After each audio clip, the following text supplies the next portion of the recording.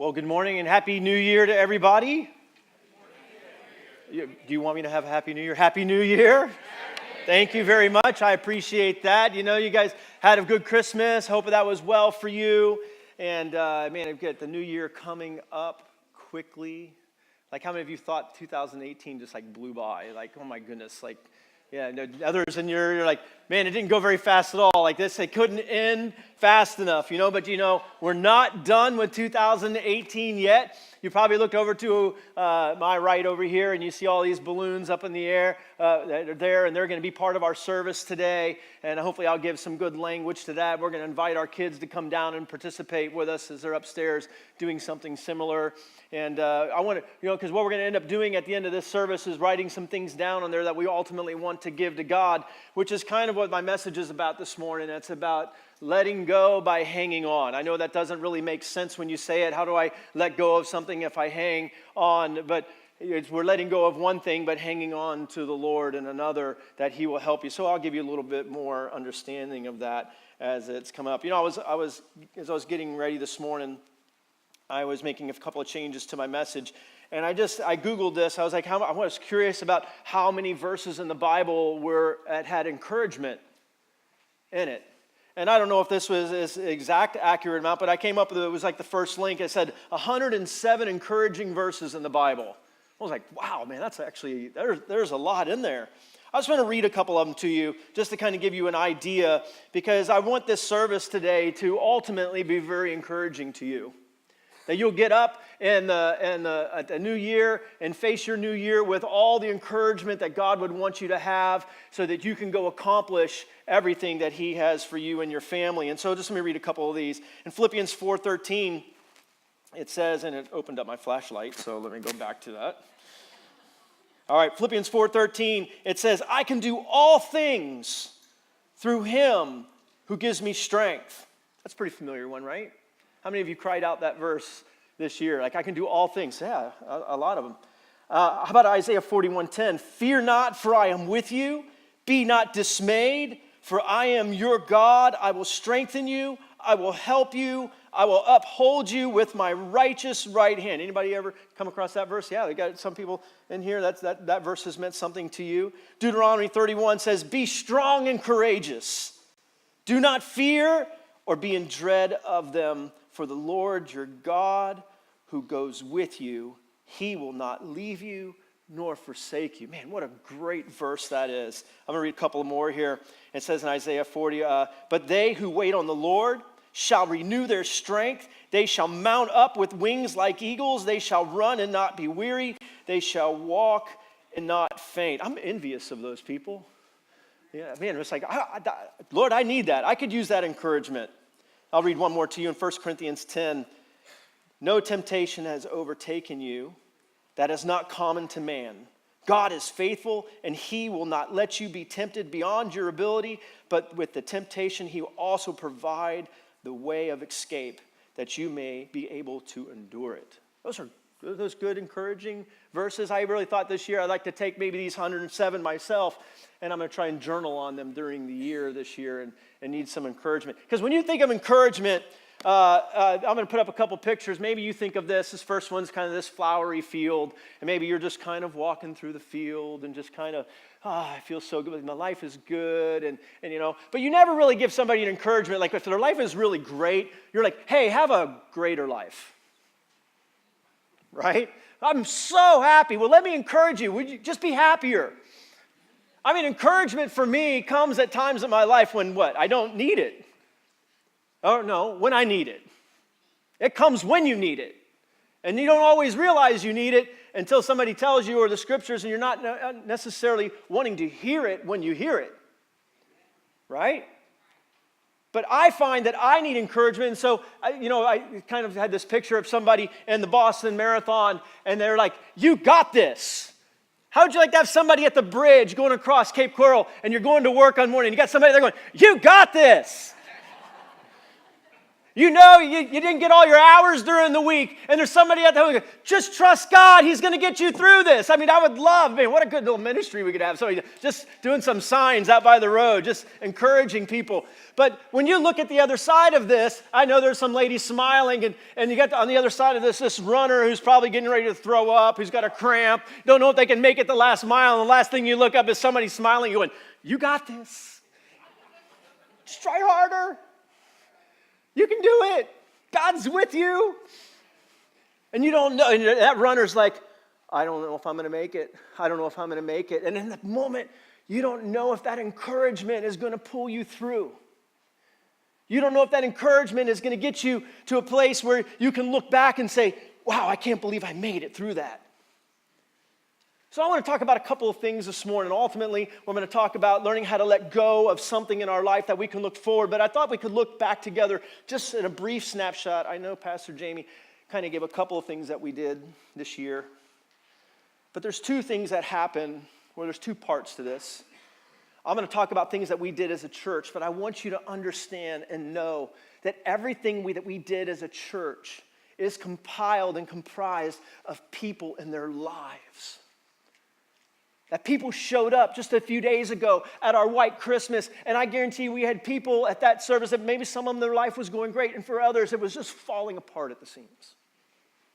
So when I say these things, I want you to know that there's people involved. This is all about people and people serving and giving their time to the Lord and trying to find a way to honor Him in their life. But we had over 100 people last year who stood at the end of the service and said yes to Jesus. That's pretty amazing. There's a lot of churches you'll go to, they don't even have maybe one or two a year that give their hearts to Christ. But it's a priority for us to give people an opportunity to say yes to Jesus. And even out of some of those, it's probably about half because some of those took that first step of obedience and they got baptized.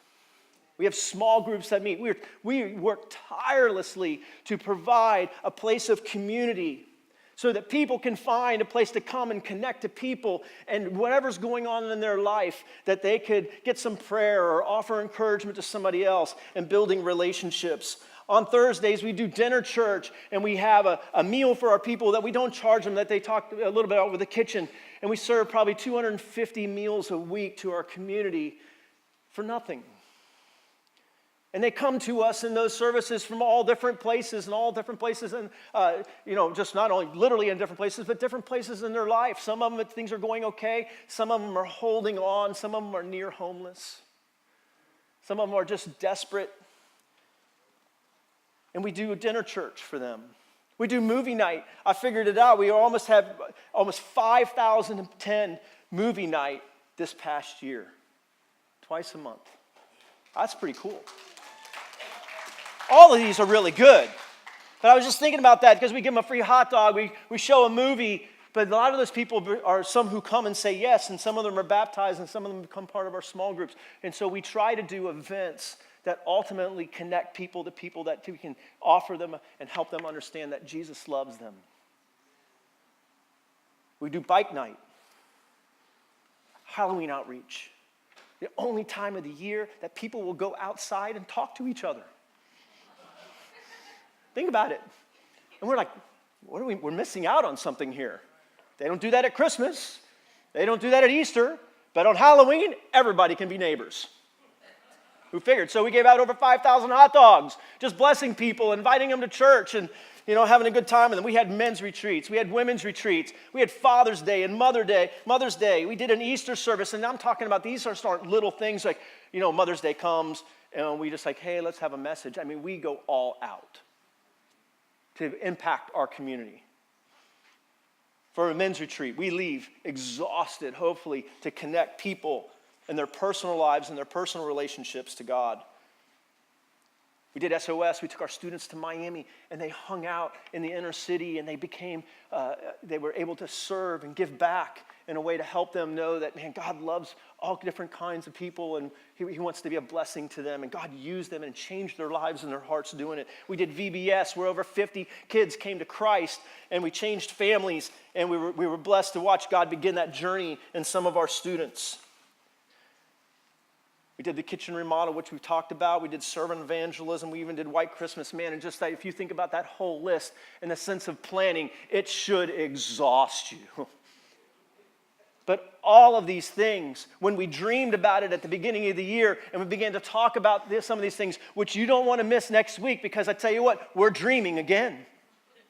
And we're hearing God and we're listening to Him and we're asking Him, God, give us the right things to do. Because there's a lot of good that we could go do as a church. Right? But we want to do the good that God is asking us to do, because that's what He's going to put His hand on. And so we don't have a big wheel upstairs where we just spin it and go, okay, let's see what we're going to do this week. A White Christmas. Oh my goodness, spin it again, please.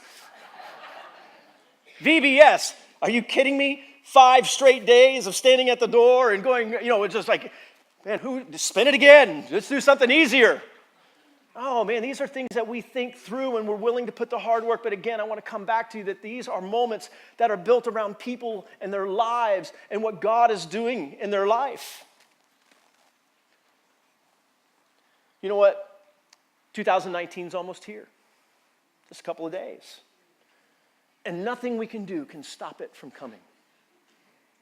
Right? Just think about that. Seconds. I mean, like I said to some of you earlier, 2018 couldn't have, man, where did the time go? I'm thinking about that with my daughter. She's going to be 5 this year. Forget this year. Like, where did the last 5 years go? I mean, I don't even comprehend it. For some of you, again, that this year was just a slow year. Man, I just can't wait for it to be gone. Maybe, and what are you thinking? Maybe next year will be what? Better. But time just does one thing. It's methodically, it's systematic. It doesn't care about me.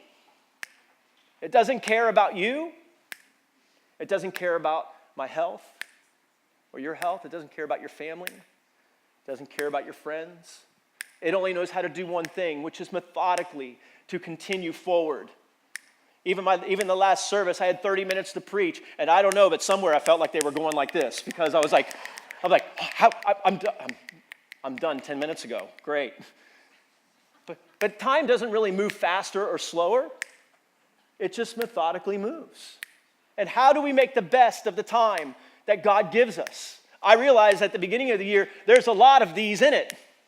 But you know what? January will be gone. We'll be into March. Summer will be here. We'll be dealing with hurricanes. And we'll be in fall.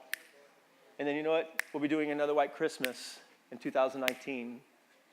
We'll be gone. It'd be real easy at this time to talk about resolutions. That's pretty common right now, right? Resolutions. Like, how many of you have some New Year's resolutions? I'm not going to ask you what they are, but just, you got some resolutions. Some of you need some resolutions. All right? Some of you really need some resolutions. If you don't, we can make some suggestions for you. Some of them are easy, but a resolution is really made up of 2 things. Help me out. What do you think a resolution is made up of? Start and stop. I like the start. I'm good with start. I like the start. The stopping part isn't so easy. If your resolutions are only built around starting and it doesn't have any stopping in it, you need to rethink your starting, because you're just going to overwhelm yourself and you're not going to accomplish anything that you really want to do. But think about all the nagging little things in 2018 that kept you from spending time with God. And I'm not talking about your husband or wife or your kids. But think about those things that kept you from spending time with God this last year. Those things that kept you from being able to, again, connect with Him and read or pray. The spiritual resolutions you made last year that didn't even make it out of the first week of January. And yet here we are again with 2018 almost to a close, and we're at the same place again. Maybe this year will be different. Maybe I could do something. Maybe this will be better. I'm just going to read this Song of Solomon 2:15. It says, "Catch for us the foxes, the little foxes that ruin the vineyards, our vineyards that are in bloom." I mean, think about your life, think about your family, all the hard work that you do. And I know that sometimes we have big catastrophic things that happen in our life that can, like in the California fires, where there were vineyards just taken out in seconds. Those are the easy things to spot, right? But sometimes it's the little things in your life. It's those little foxes that come and take a grape here and take a grape there. And by the end of the year, like, I got nothing left. So some of you will be in that place today. Yeah, I haven't had anything major happen to me, but man, I still feel the same way. And somehow in my life, everything has dissipated, and I'm not sure what's going on.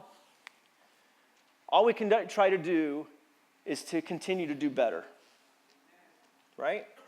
It's this endless pursuit of that. And that's why this encouragement piece comes in so much for us. And God wants to encourage you. He's not just a father that wants to go, oh, it's you again. Really? You're talking about the same thing? Oh, myself. What am I going to do? Right? But he's relentless to encourage us. He's relentless to help us. Even with his own disciples in Matthew 26:41, this is where he went off to pray just moments before they took him away to die on the cross, and he's encouraging his disciples to pray with him. In 26:41, after he's done with it, he says, watch and pray so that you will not fall into temptation. It says, the spirit is willing, but the flesh is weak. Man, I feel that way all the time in my life. My spirit is willing. My spirit loves new resolutions. It loves things to start. My flesh does not like them so well. Like, who wants to be healthier? Right? Some of you don't want to be healthier. I was like, who wants to be richer? Okay, just kidding. Like, I shouldn't have to ask my wife and say, hey, do you want me to be a better husband in 2019? You're already perfect. Don't change a thing. Don't answer that. No, but that's an expectation out of me. I should be a good husband. That shouldn't be a resolution in my life. I should just be a good husband. Sometimes the things that we want to work on in our life that we think are going to make our life better really aren't the things that are going to make it better. If that makes sense to you. I kind of had this idea that what if we had to let go of something to hold on to something new, to hold on to that hope and that encouragement in some of those verses I read to you, but what if we had to let go of something? I remember as I was getting ready for this, I was like, I felt like that's what the Lord put in my heart. Is like, Charles, what are you going to leave behind? It's kind of like that when you go to the airport and your bag is 5 pounds overweight and you have to decide what? What I mean, because none of us are going to pay the $50. You will throw out a $75 pair of shoes to not pay $50 for the bag, right? But you open the bag and you have to decide what you're going to take out. What's the easy thing? Socks. Who said socks? Okay. Yeah, but what's the problem with socks? They're too light. You can throw out all your socks and all your underwear, but you're still 2 pounds heavy. What's the heaviest thing in your bag?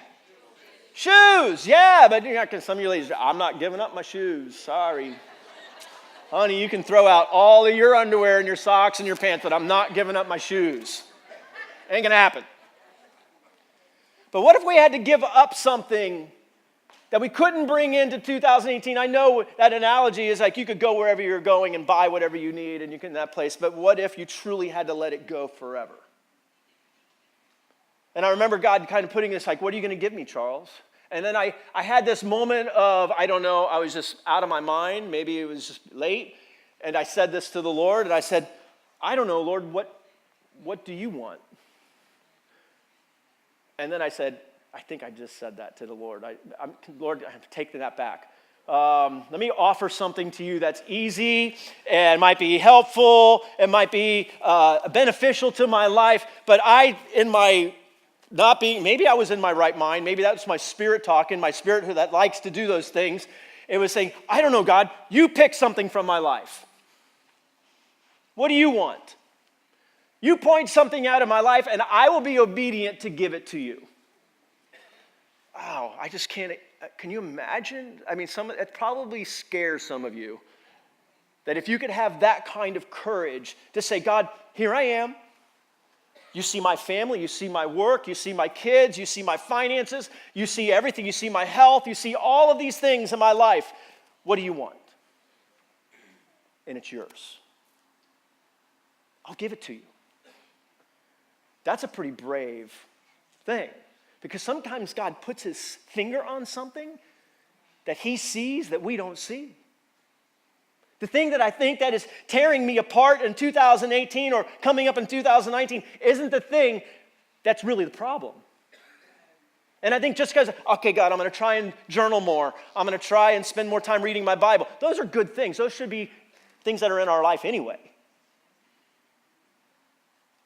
But he wants to, when he puts his finger on something and he wants it, that can really be a challenge. Hence, 107 encouraging verses to help get us through it.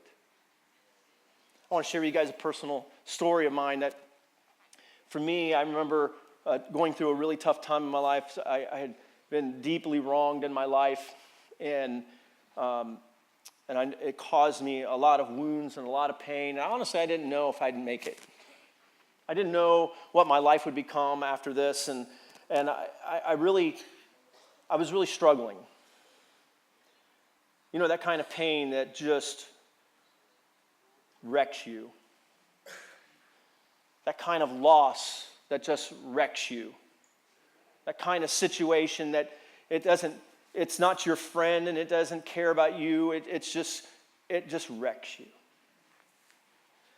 And I remember coming to church a couple of weeks after this in my life, and I knew it was the first weekend of the month, and that's when we do communion. And I know enough about my faith and the Bible that I know the Lord talked to us when we take communion that if we have a problem with somebody, that we should go resolve it before we go and take communion, right?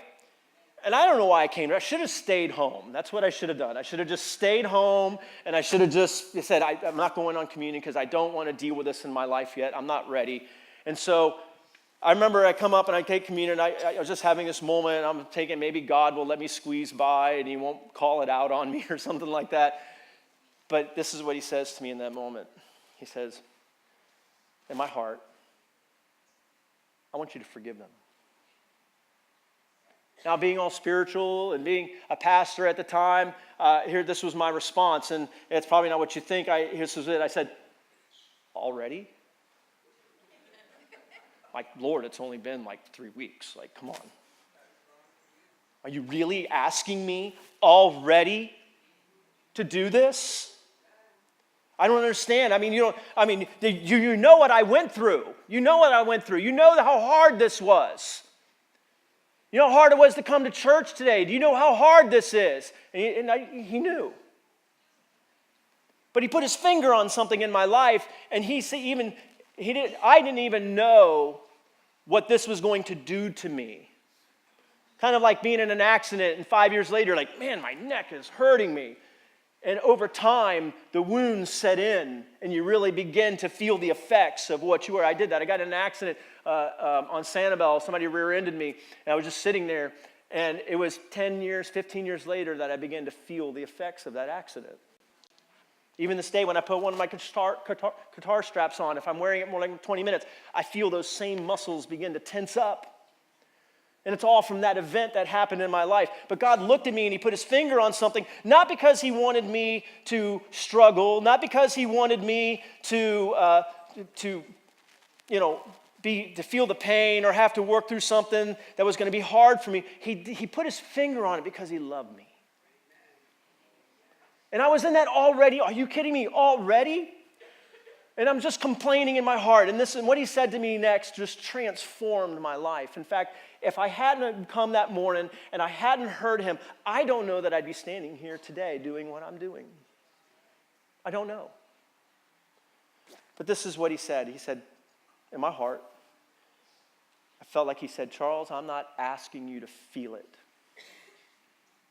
I'm asking you to be obedient.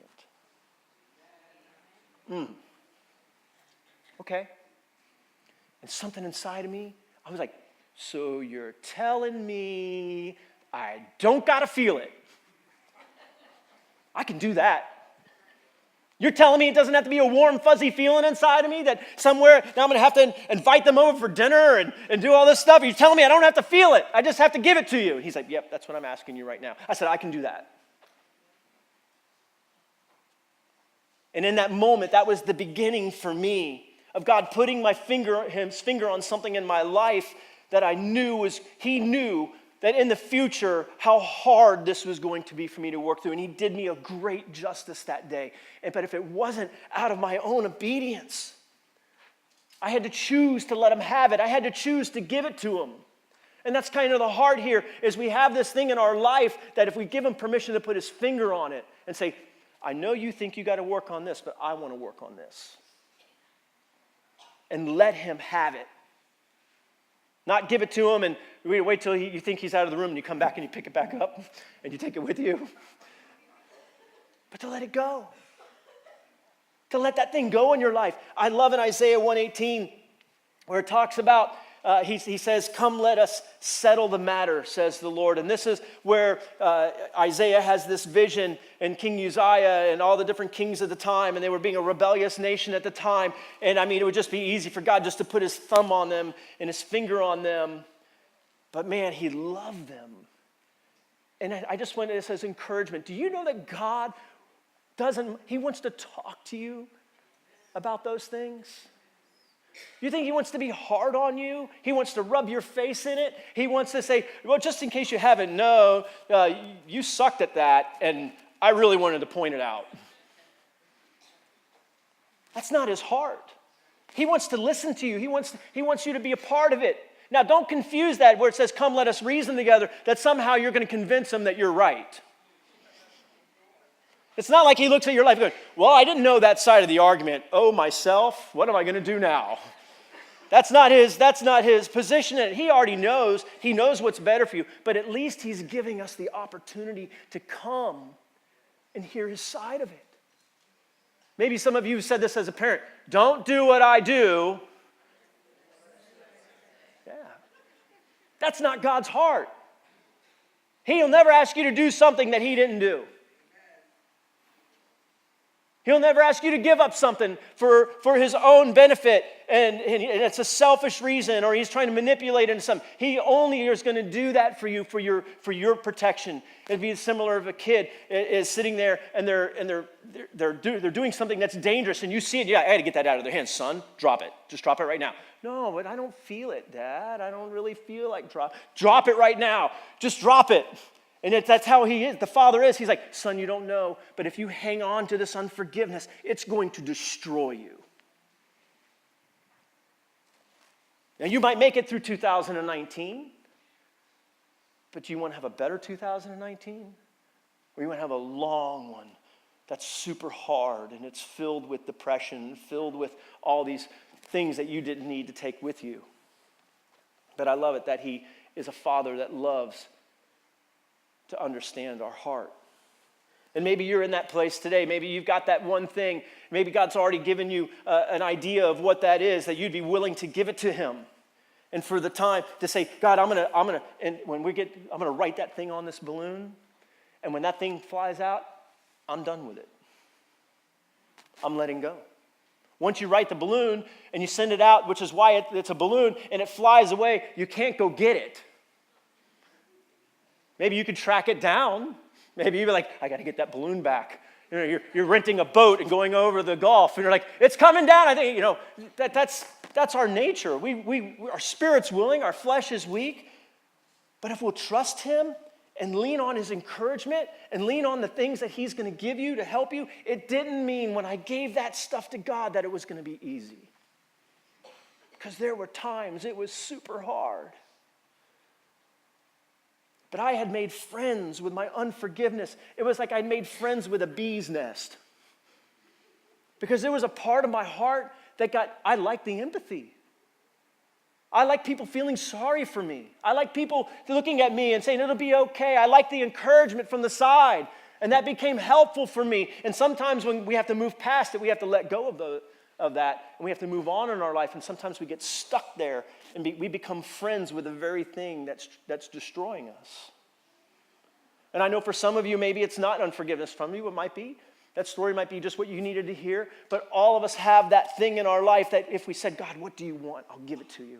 I freely let you give. You put your finger on it, and I'll be obedient to you. I want you to have that kind of encouragement.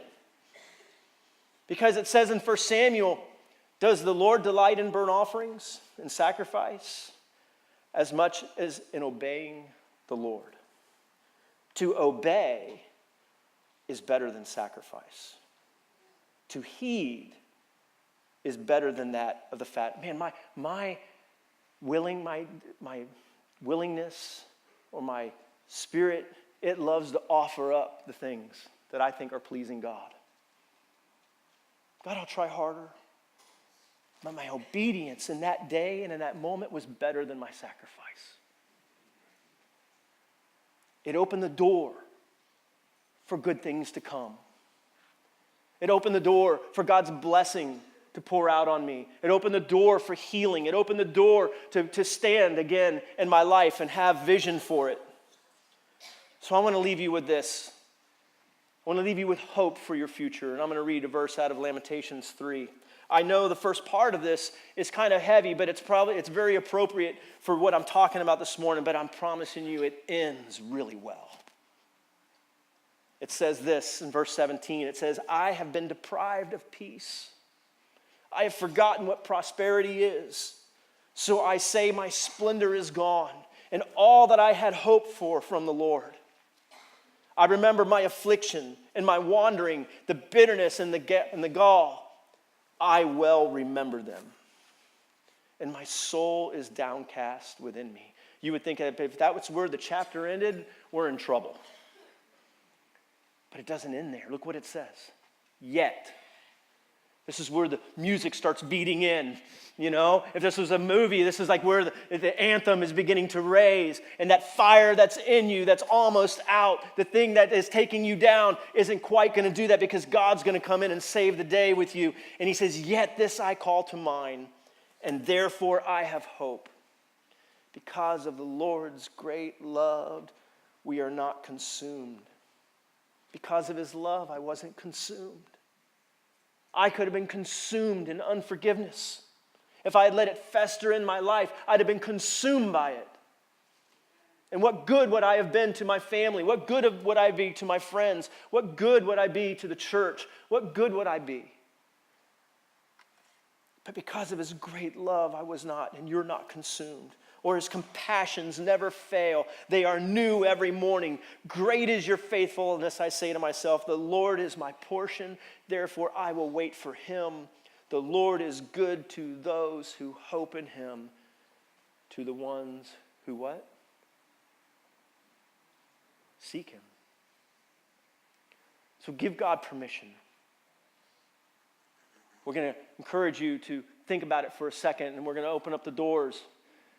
And you're going to write something down in your life. And I know that there's a lot in this moment to try to think about, God, okay, what do you want? And what you let go might not be the thing that you later figure out. That's okay. But I challenge you not to write the easy thing. I challenge you to write the hard thing. The thing that will do the greatest impact in your family. The thing that will have the greatest impact for your children. The thing that will have the greatest impact for your career and for most of all for your faith in God. Take courage. Put that sign up.